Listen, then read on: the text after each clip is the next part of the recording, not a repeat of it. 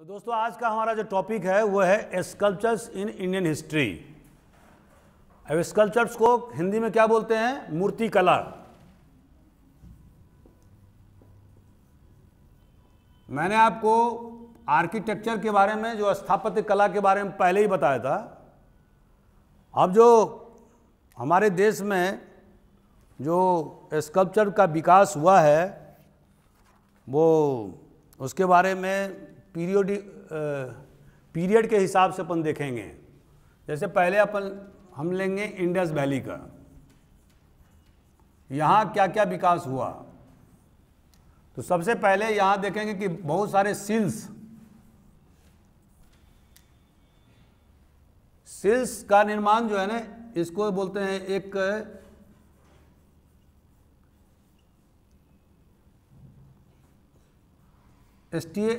स्टेटिएट, soft stone होता है। इसका मतलब सिल्स, बहुत सारे सिल्स मिले हैं और इसमें जो है ना सिल्स पर इंस्क्रिप्शंस खुदे हुए हैं, अभिलेख,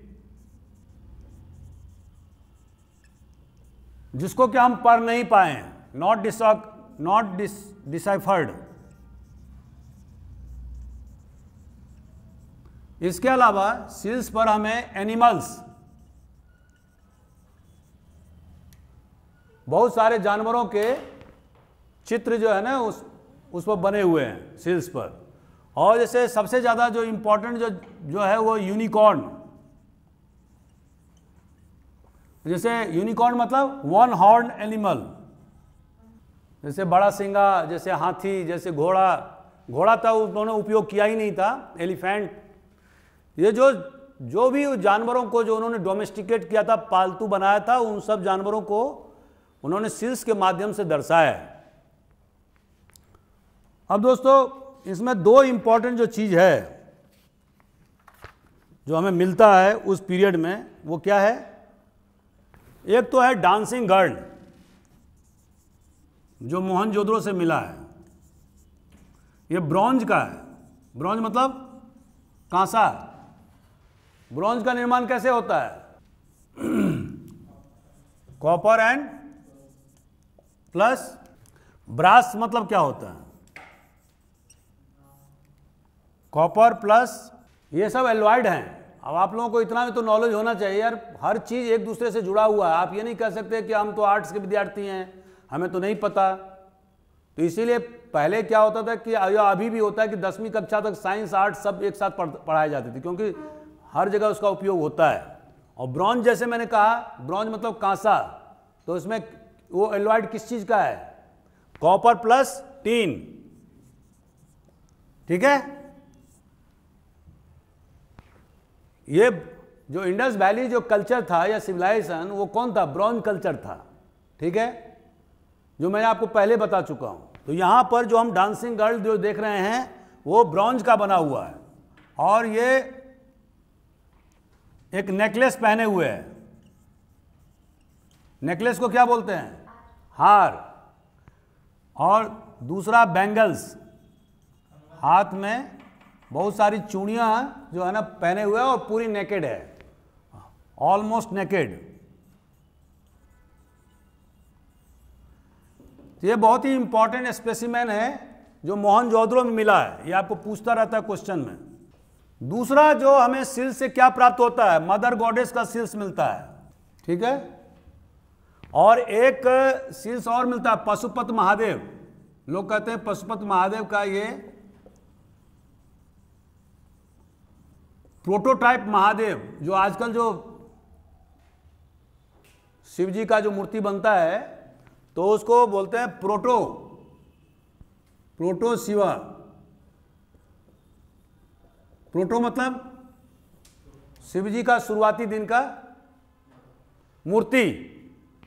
ये सारे इंपॉर्टेंट फीचर्स हमें कहाँ मिलते हैं? Indus Valley civilisation. इतना चीज आपको याद रखना है। इसके अलावा बहुत सारी पॉटरीज भी मिलती हैं।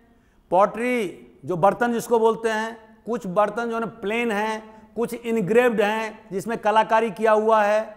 तो जो प्लेन है वो घर के इस्तेमाल के लिए उसका उपयोग होता था, मतलब।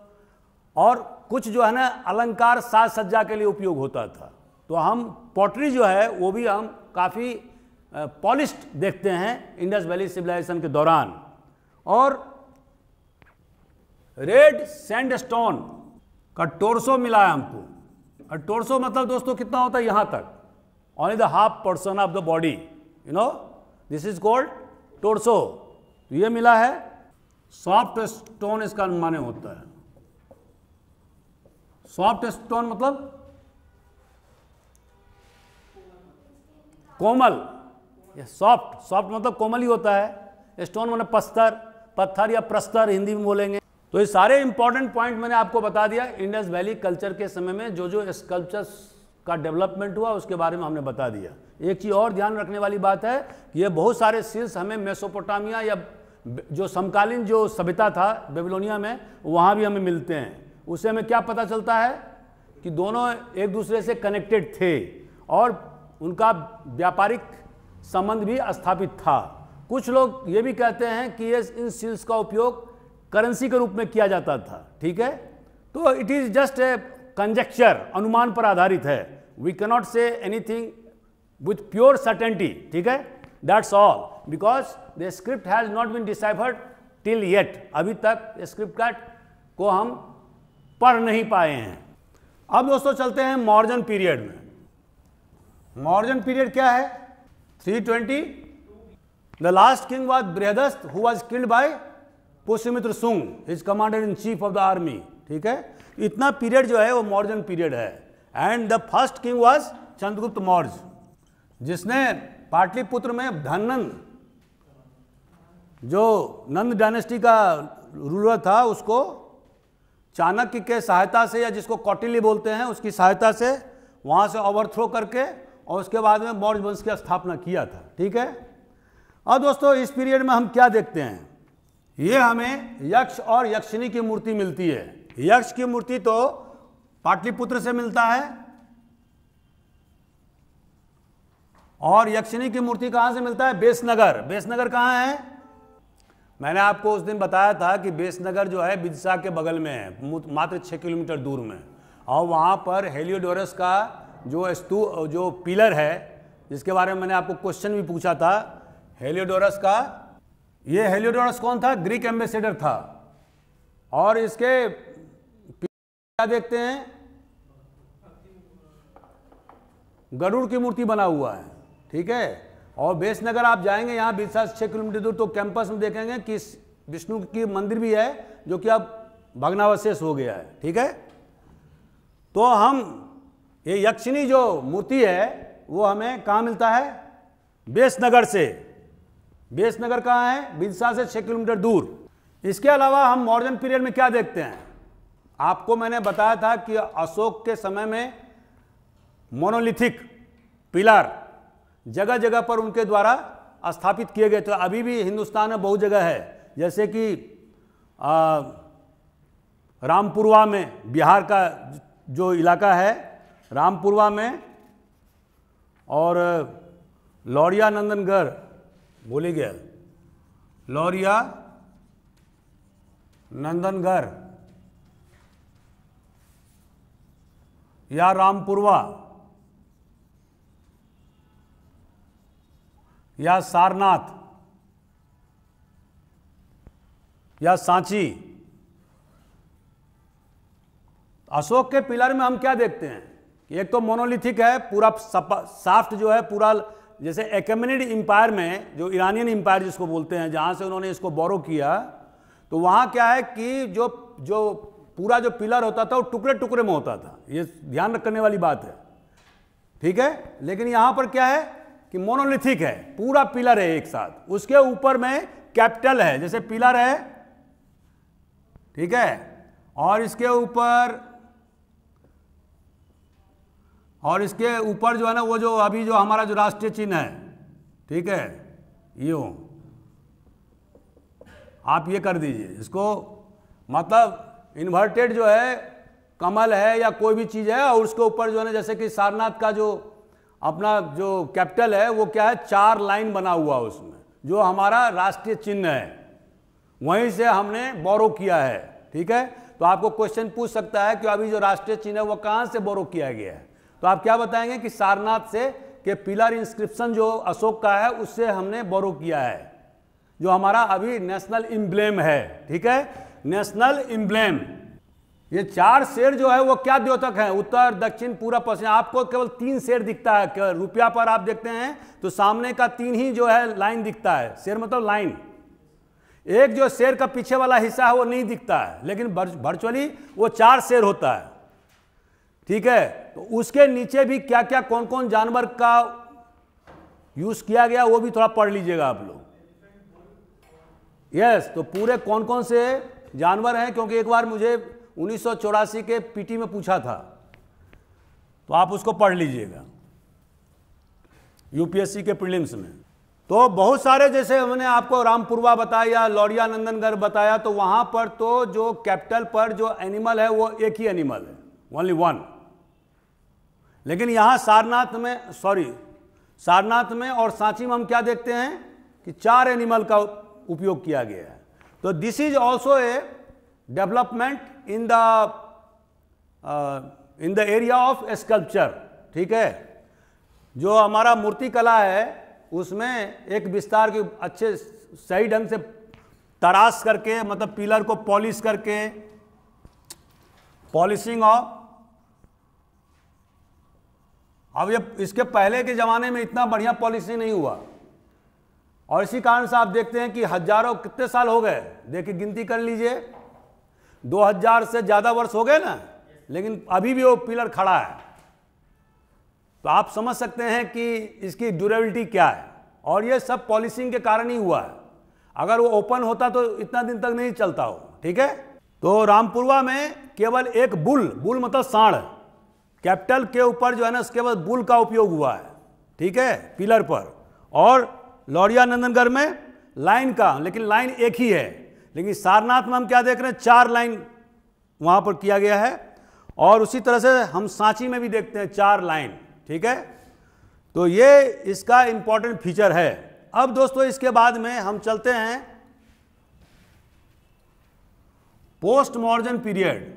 अब ये पोस्ट मॉडर्न पीरियड में जैसे मैंने आपको बताया था उस दिन, मैंने क्वेश्चंस भी पूछा था आपसे। सबसे पहले इंडो ग्रीक आया, उसके बाद में स्काइथियंस, जिसको बाद में सका कहा जाने लगा, उसके बाद में पार्थियंस आया, उसके बाद में कुषाण आया। और कुषाणों में भी सबसे बड़ा जो किंग था वो था कनिष्क, जिसकी 2 जगह राजधानी थी, एक मथुरा में और दूसरा पुरुषपुरा में।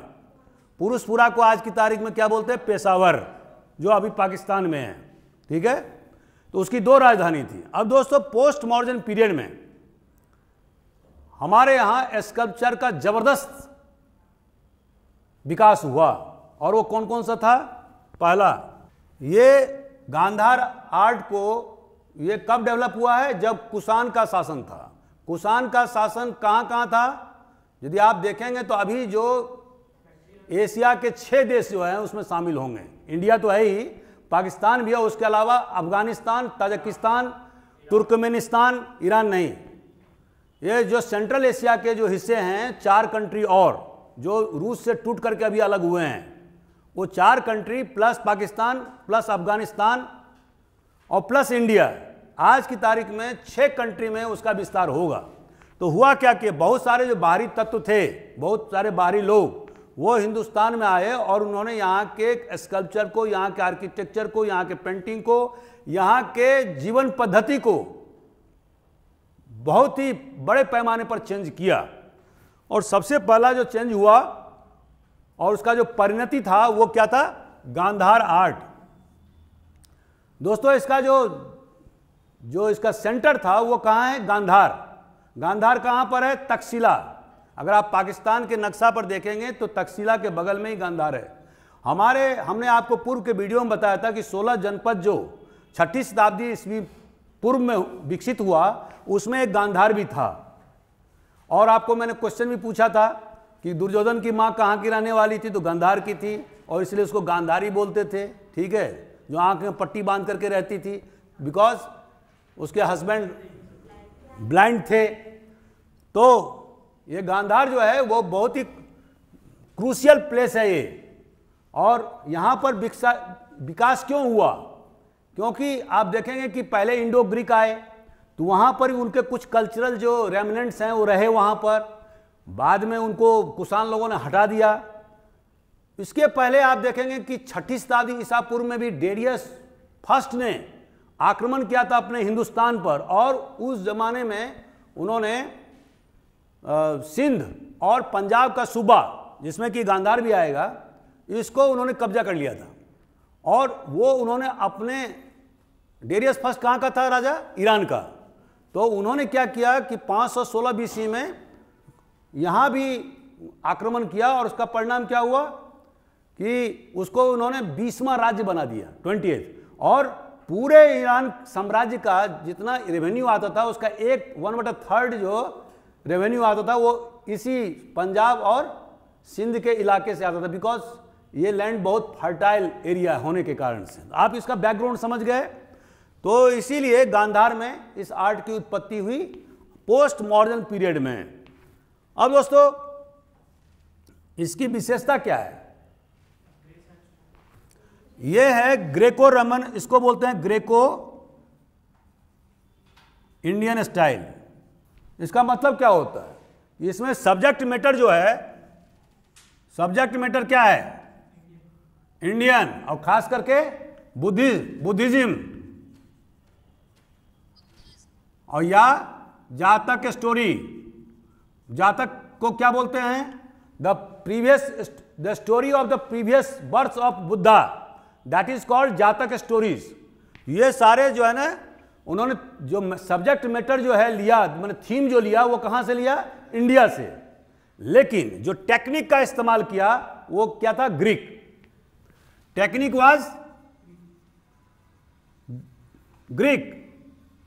अब इसका परिणाम क्या हुआ कि महात्मा बुद्ध को उन्होंने अपोलो, जो उनका जो देवता है, ग्रीक देवता, ग्रीक गॉड आप बोलते हैं,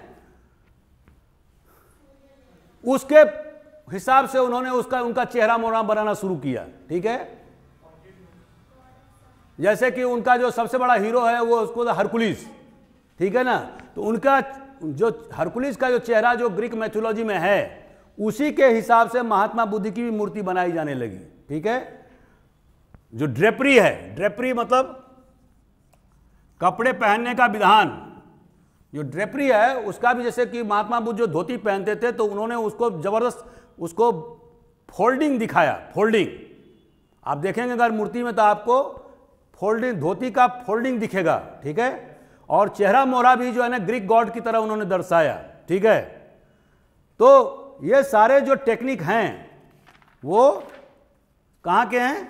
ग्रीक के हैं। लेकिन सब्जेक्ट मैटर क्या है? सब्जेक्ट मैटर इंडियन है। मतलब इंडियन में भी बुद्धिज्म, नॉट इंडियन। आप कहेंगे कि बुद्धा एंड बोधिसत्व, एक होता है बोधिसत्व। बोधिसत्व मतलब दोस्तों क्या होता है? What is this? ये भी आपको पूछ सकता है। इसका मतलब क्या होता है? The person who are about to attain the enlightenment. अभी इनलाइटमेंट प्राप्त नहीं किया है, ये ध्यान में रखिएगा, लेकिन he is about to get या achieve enlightenment, that was called Bodhisattva. तो बुद्धा और बोधिसत्व की मूर्तियों का निर्माण ग्रेको स्टाइल में, ग्रेको इंडियन स्टाइल में किया जाने लगा। That was called Gandhara art. तो आप लोगों के लिए इतना ही काफी है। और इसमें जो महात्मा बुद्ध को 4-5 प्रकार से दिखाए गए हैं, जैसे अभय मुद्रा। ठीक है, अभय मुद्रा मतलब डोंट फियर, नहीं होता है। दूसरा धर्म चक्र, जैसे महात्मा बुद्ध ने जो डियर पार्क सारनाथ में जो उन्होंने जो धर्म जो दिया था, माने धर्म पहला जो उपदेश दिया था, उसको क्या बोलते हैं? धर्म चक्र।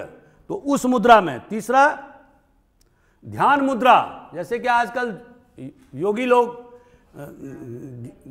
ध्यान करते हैं, मेडिटेशन करते हैं, तो ध्यान मुद्रा इसको बोलते हैं। और चौथा भूमिस्पार, जिसमें कि महात्मा बुद्ध का एक हाथ जो है वो जमीन को छूता हुआ दिखेगा आपको किसी भी मूर्ति में। What does this indicate? वो पृथ्वी को साक्षी रख करके रखते हैं कि हमने जो भी काम कर रहा हूं या हमको जो ज्ञान का प्राप्त जो हुआ है वो सत्य पर आधारित है, और उसके साक्षी आप हो। आप समझ रहे हैं क्या मैं बोल रहा हूं? भूमिस्पार। तो इतना चीज अगर आप लिख देंगे तो that is sufficient for you to get 8 marks out of 10 marks. ठीक है, it all depends upon your presentation, आप कैसे लिखते हैं उसको, उस पर भी बात रहेगी। लेकिन जहां तक कंटेंट की बात है तो दैट इज सफिशिएंट। हाँ, क्या पूछ रहे हैं आप? भूमि स्पार मतलब यह हुआ कि महात्मा बुद्ध का जो पोजीशन है, जो बैठे हुए मुद्रा में है या पलथी मार के बैठे हैं, लेकिन उनका दाहिना हाथ जो है जमीन को टच कर रहा है। जो आप समझ रहे हैं कि जैसे ध्यान, अभी भी जो आप गांव देहातों में आप जाएंगे तो पंडित लोग क्या है कि पलथी मार करके आसन, क्या बोलते हैं, ध्यान के मुद्रा में बैठते हैं कि नहीं बैठते हैं पंडित? ठीक है, घंटों बैठे रहते हैं, आसन लगाते हैं, जिसको आजकल हिंदू धर्म में आसन बोलते हैं। ठीक है, तो यहां पर आप जो मूर्ति देखेंगे महात्मा बुद्ध का, तो क्या होगा कि पलथी मार के तो बैठे हैं, लेकिन उनका एक हाथ जो है वो तो अपने बाएं जांघ पर है। ठीक है, लेकिन दाहिना हाथ जो है वो जमीन को टच कर रहा है। समझ रहे हैं आप? इसका मतलब क्या होता है, जिसका मैंने व्याख्या आपको प्रस्तुत कर दिया। उन्होंने ये कहा कि जो भी हमने ट्रुथ, जो भी एक्चुअली में उन्होंने उपदेश ही दिया ना दुनिया को, तो उनका कहना था कि जो भी हमने उपदेश दिया, जो भी ज्ञान दिया, जो हमें ज्ञान प्राप्त हुए, उसके साक्षी तुम हो, मतलब पृथ्वी हो। तो इसीलिए उन्होंने टच करते हुए उसको दिखाया। Understood my point? Thank you दोस्तों। इसके बाद में दूसरा आर्ट क्या हुआ? Mathura. Mathura art was virtually A indigenous art. Indigenous मतलब हाँ, इंडिया का है,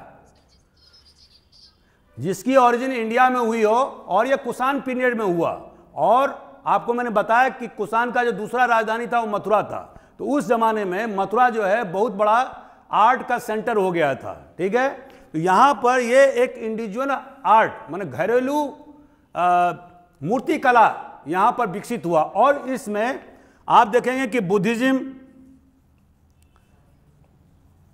जैनिज्म और हिंदुइज्म, ये तीनों धर्म से संबंधित मूर्ति का विकास किया जाने लगा। ठीक है, सबसे पहला जो इसमें जो इंपॉर्टेंट जो फीचर, जो मटेरियल का इस्तेमाल हुआ वो क्या था? रेड, जैसे मैंने आपको कल बताया था, रेड सैंडस्टोन। अच्छा, गांधार में जो अभी मैंने बताया था उसमें ग्रे सैंडस्टोन का इस्तेमाल हुआ है, और अमरावती में जो भी अभी बताएंगे व्हाइट मार्बल का इस्तेमाल हुआ है। तो ये तीनों चीज आप याद रखिएगा फॉर द प्रीलिमिनरी एग्जामिनेशन। ठीक है, दूसरा, सबसे पहले इसी आर्ट के तहत में, इसी स्कल्पचर के तहत में महात्मा बुद्ध को मनुष्य के फॉर्म में दिखाया गया, ह्यूमन फॉर्म। बुद्धा वाज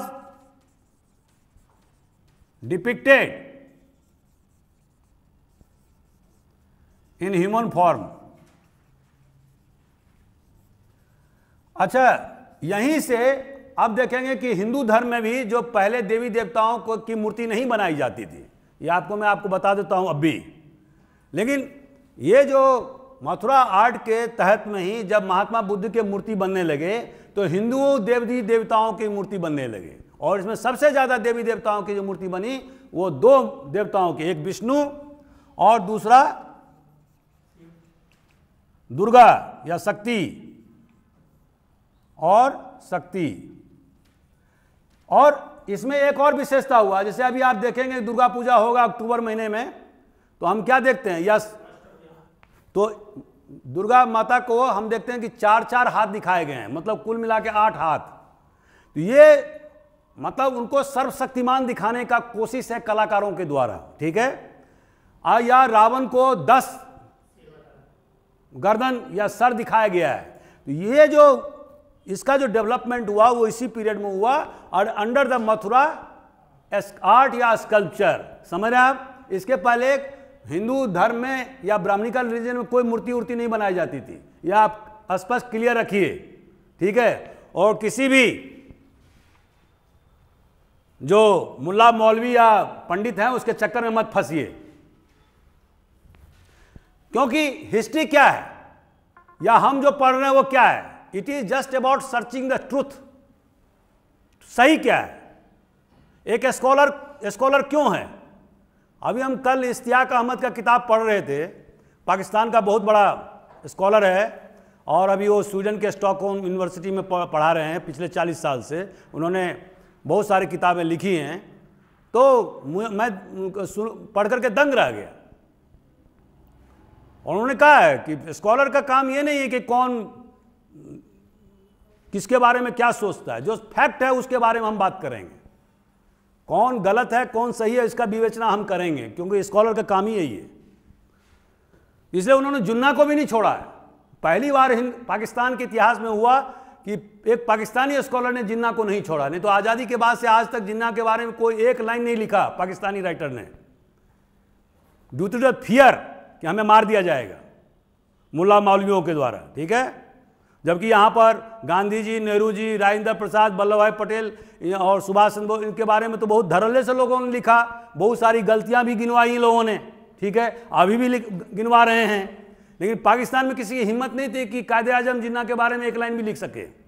लेकिन he the first person who unravelled the truth कि किसकी क्या भूमिका थी। और हम आपको सोमवार का जो हमारा क्लास होगा उसमें हमने आप टॉपिक रखा है, यूट्यूब पर हम जाएंगे और इसमें भी आएंगे, तो हम बताएंगे कि why India was divided, why India was partition into two country.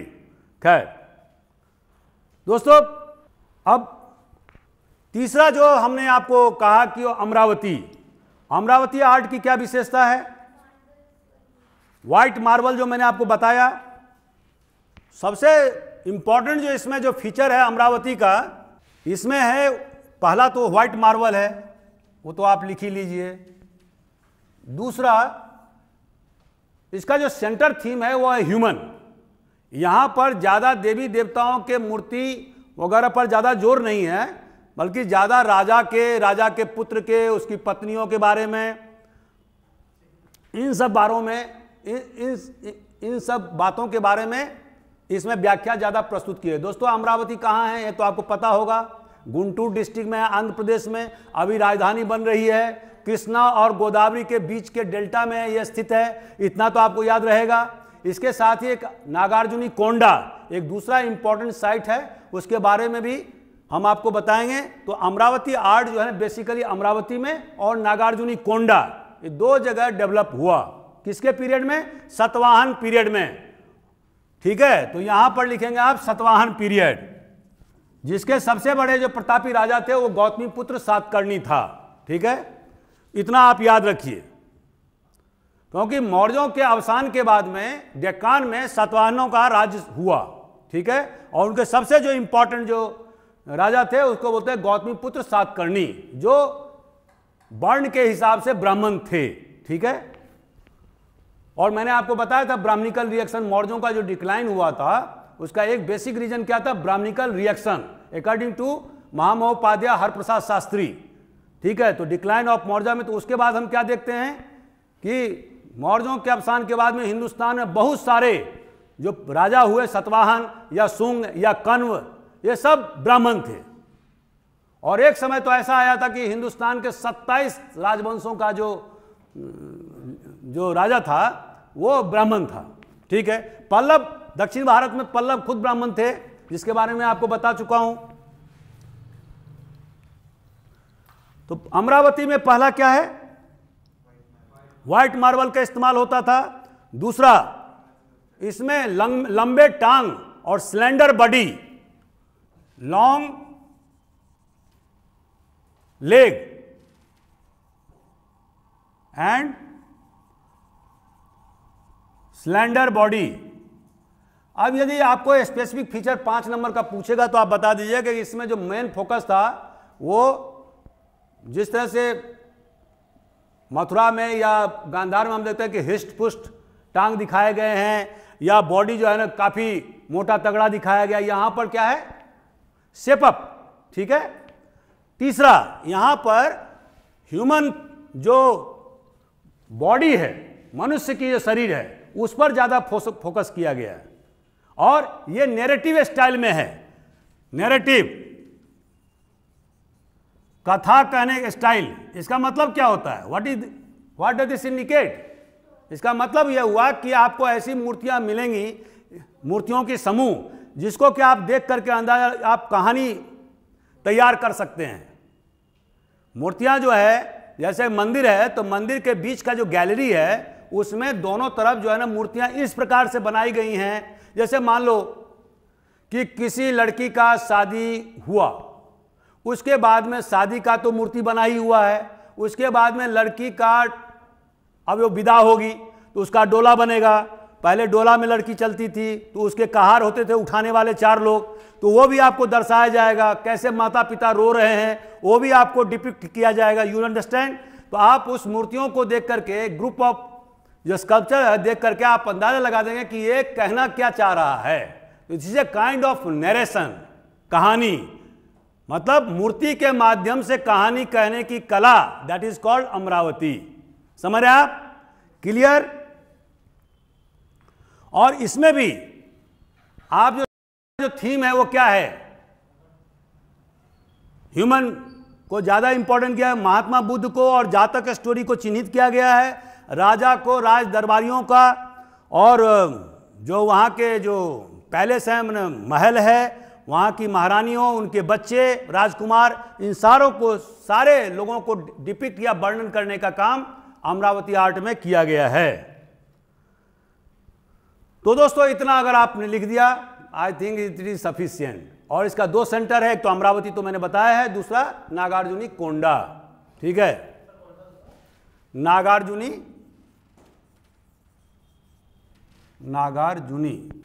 ठीक है। एक हम भूल गए थे, जो गांधार आर्ट के बारे में, जो स्कल्पचर के बारे में हमें जो बहुत सारी जो मूर्तियां मिलती हैं, वो उसका जो जगह है, जो उसको आप लिख लीजिए धर्मराजी के स्तूप, और दूसरा है हड्डा। ये दोनों जो है वो पाकिस्तान में है। ठीक है, और आपको मैंने क्वेश्चन बताया था कि ये गांधार आर्ट का डिक्लाइन कब हुआ, तो मैंने उसमें 4 लिखे थे, आप लोगों ने कुछ तो लिखा, कुछ नहीं। हूनों का मैंने कहा था कि हून का जो इन्वेजन हुआ, ये बहुत ही ज़्यादा क्रूर लोग थे, मतलब असभ्य लोग थे, बारबरस थे। ठीक है,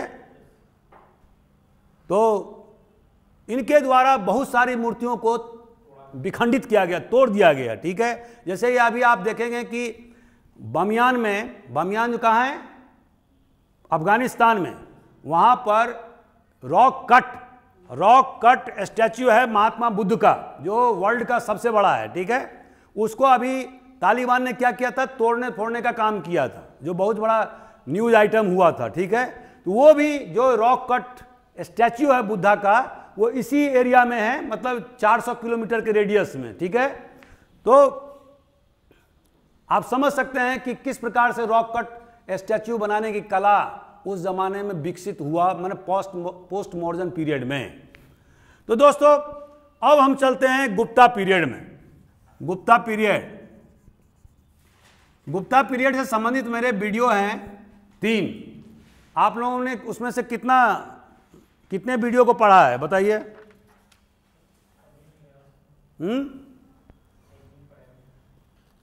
नहीं पढ़े तो फिर कैसे काम चलेगा?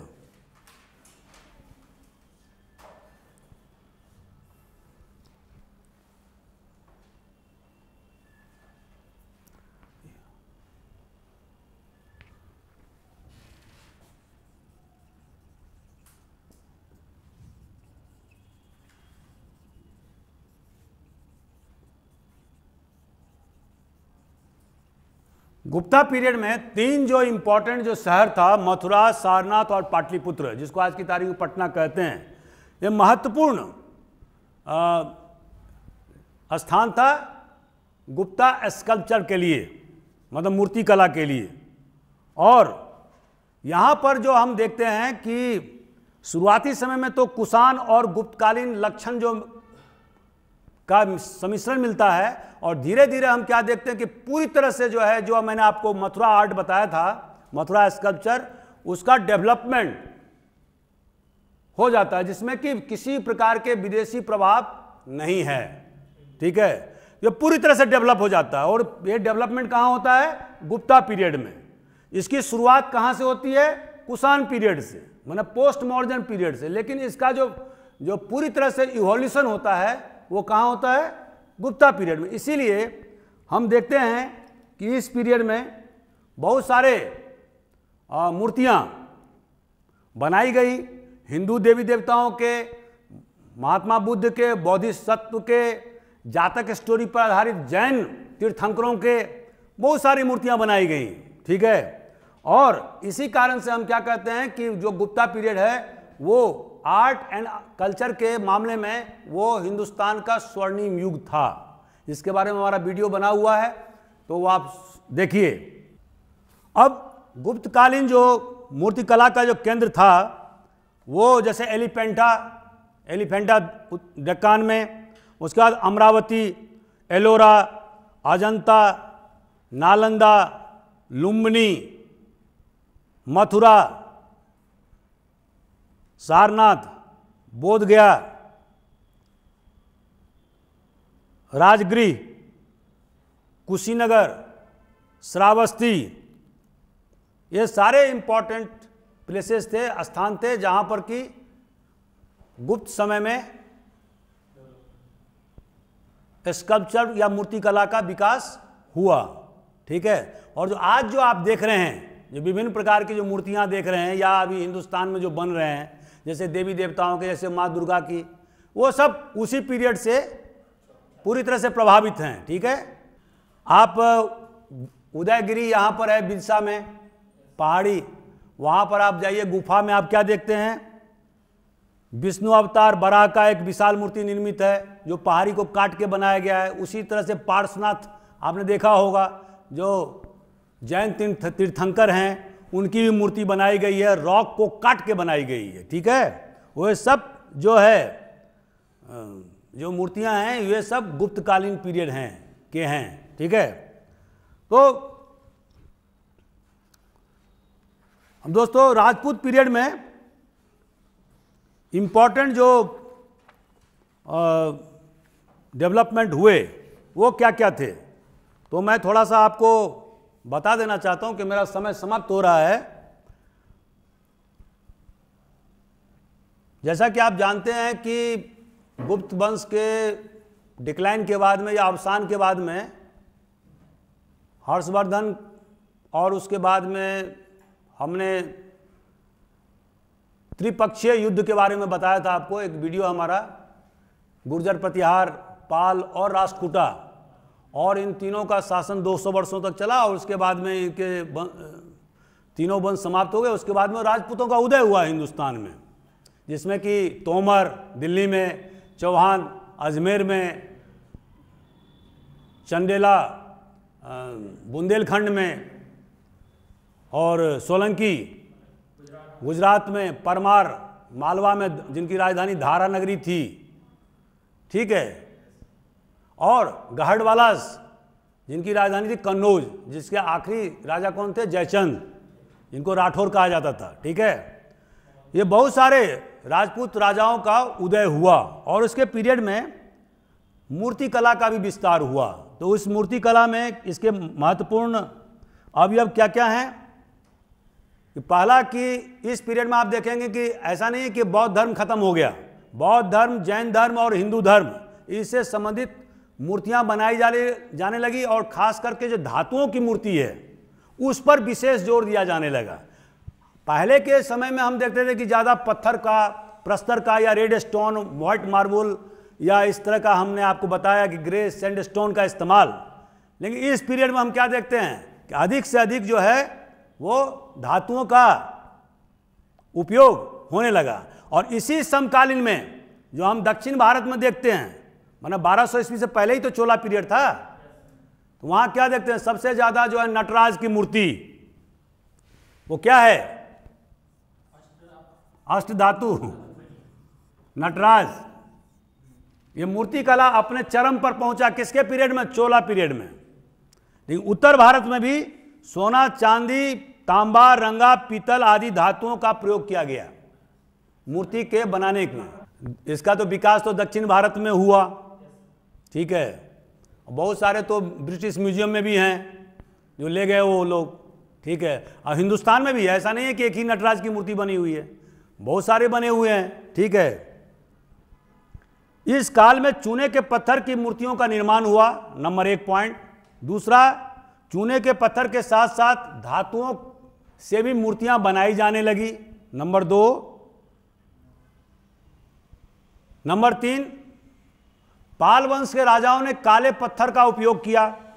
चौथा, इस काल की मूर्तियां सुंदर, सजीव और पूर्ण आकार वाली है। मूर्तियां भावपूर्ण हैं और जो अच्छे भावों को प्रकट करती है।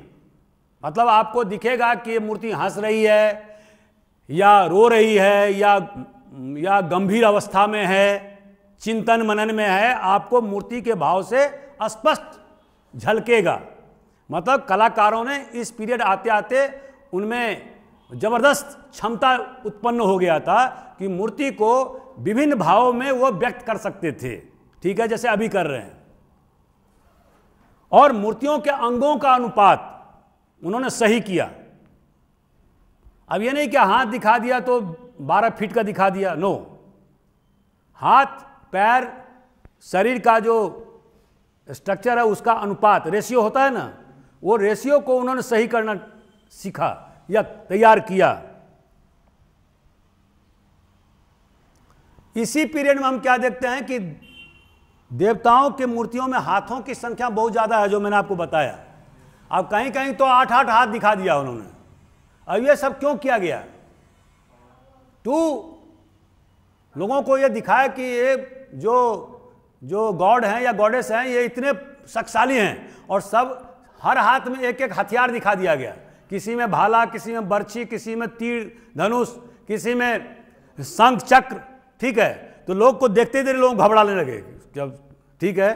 तो एक काइंड ऑफ ऑ, दोस्तों ऑ को क्या बोलते हैं? अंग्रेजी का वर्ड है, एनीबॉडी कैन एक्सप्लेन इट? इसका मतलब होता है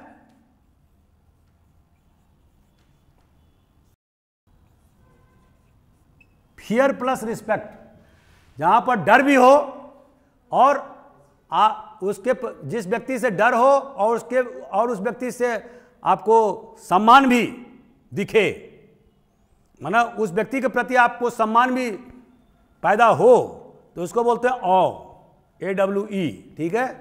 तो इस टाइप का जो है मूर्तियों का निर्माण होना चाहिए कि मूर्ति को देखते देर ही आपको घबराहट हो, डर लगे कि ये कितने हाथ हैं, कितने विभिन्न प्रकार के हथियार हैं, और फिर आपको सम्मान भी आए, समझ रहे हो।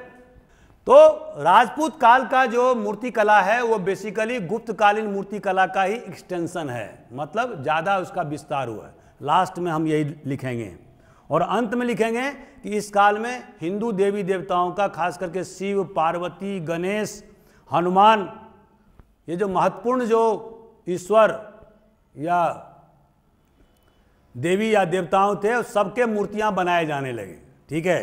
तो इस तरह से दोस्तों, लेकिन इसी पीरियड में जो उत्तर भारत में जितना मूर्ति कला का विस्तार नहीं, उससे ज़्यादा दक्षिण भारत में चालुक्य डायनेस्टी में और पल्लव डायनेस्टी के पीरियड में हुआ, ठीक है, इसी पीरियड में। और उसका चरमोत्कर्ष, ये लिखिएगा आप कि चरमोत्कर्ष चोला पीरियड में, क्योंकि आपको मालूम है कि 11वीं शताब्दी 12वीं शताब्दी के बाद से तो हिंदुस्तान में यहाँ पर मुसलमानों का आक्रमण या मोहम्मद गजनी का आक्रमण शुरू हो चुका था। यहाँ के जो राजा राजवाड़े थे वो छोटे छोटे राज्यों में विभक्त हो गए थे, लेकिन दक्षिण भारत में ऐसी स्थिति नहीं थी। पल्लव वंश के अवसान के बाद में क्या हुआ? चोला डायनेस्टी का उदय हुआ, ठीक है, और वो भी एक बहुत बड़ा ताकतवर डायनेस्टी था, ठीक है। और डेक्कान में वहाँ पर क्या था? लेटर चालुक्यास का डायनेस्टी था, फिर ईस्टर्न चालुक्य डायनेस्टी था, उसके बाद में सब सुदूर दक्षिण में मदुरई में पांड्या डायनेस्टी था, ठीक है। तो वहाँ की स्थितियाँ भिन्न थी। और दूसरा आपको पता होगा कि चोला जो है सबसे बड़ा नेवल पावर हो गया था 10वीं 11वीं शताब्दी में, और बे ऑफ बंगाल में बंगाल की खाड़ी को उन्होंने चोला लेक में कन्वर्ट कर दिया था, जहाँ पर कि उनको चुंगी दिए हुए कोई भी अरब व्यापारी दक्षिण साउथ ईस्ट एशिया की तरफ जा नहीं सकता था। उन्होंने सैलन एम्पायर जो जावा में था, जो कि एक बुद्धिस्ट राज था, उसको भी उन्होंने ध्वस्त कर दिया। तो आप इससे अंदाजा लगा सकते हैं कि चोला की कितनी ताकत थी। और ये जो ताकत है उसका जो मैनिफेस्टेशन हुआ वो कहाँ हुआ? Art and architecture and culture में, ठीक है। जिसलिए हम देखते हैं कि आर्किटेक्चर के बारे में मैंने बताया था बृहदेश्वर टेम्पल, ठीक है, जो हिंदुस्तान के 10 महत्वपूर्ण मंदिरों में उसका गिनती होगा, ठीक है। वो किस पीरियड में? चोला, राजराजेश्वर चोला ने बनाया था। राजन चोला ने फिर गंगाईकोंडा चोलापुरम में मंदिर बनाया जो अभी विद्यमान है। तो और इसी तरह से कल्चर के अन्य महत्वपूर्ण जो क्षेत्र हैं उसमें भी जबरदस्त विकास हुआ, जैसे भरतनाट्यम,